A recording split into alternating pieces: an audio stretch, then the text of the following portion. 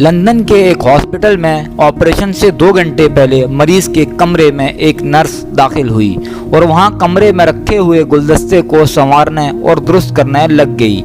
ऐसे में जबकि वो अपने पूरे इन्हिमाक के साथ अपने इस काम में मशगूल थी, इसने अचानक ही मरीज से पूछ लिया। आप देख रहे हैं हमारा YouTube चैनल दो बातें। हमारे चैनल को सब्सक्राइब कीजिए और वीडियोस को लाइक और शेयर कीजिए और नोटिफिकेशन के लिए बेल आइकन लाजमी दबाइए। सर, कौन सा डॉक्टर आपका ऑपरेशन कर रहा है?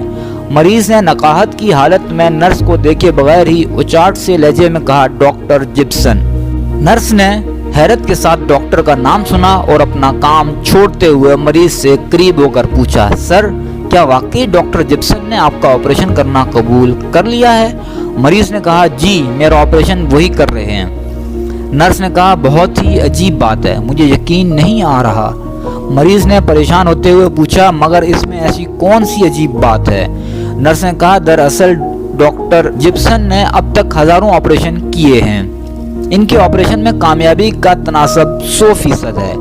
इनकी शदीद मसरूफियत के बिना पर इनसे वक्त लेना इंतहाई दुश्वार काम है। मैं इसलिए हैरान हो रही हूँ कि आपको किस तरह इनसे वक्त मिल गया है।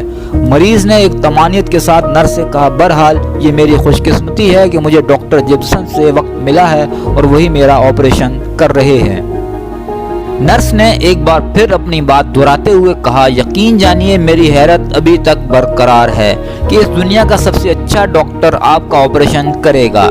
इस गुफ्तगू के बाद मरीज को ऑपरेशन थिएटर पहुंचाया गया। मरीज का कामयाब ऑपरेशन हुआ और अब मरीज बेखैर व आफियत हंसी खुशी अपनी जिंदगी गुजार रहा है।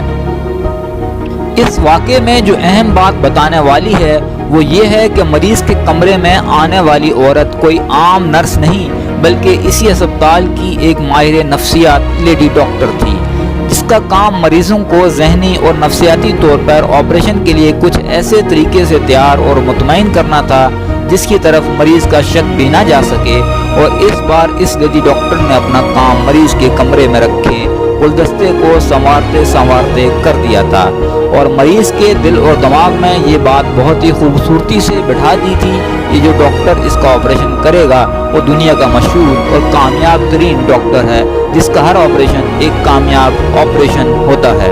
और इन सब बातों से मरीज बजाते खुद एक मुस्बत अंदाज में बेहतरी की तरफ लौट आया। उम्मीद दिलाना और मुस्बत सोचने पर मजबूर करने के लिए आपका माहिर नफ्सियात होना ज़रूरी नहीं।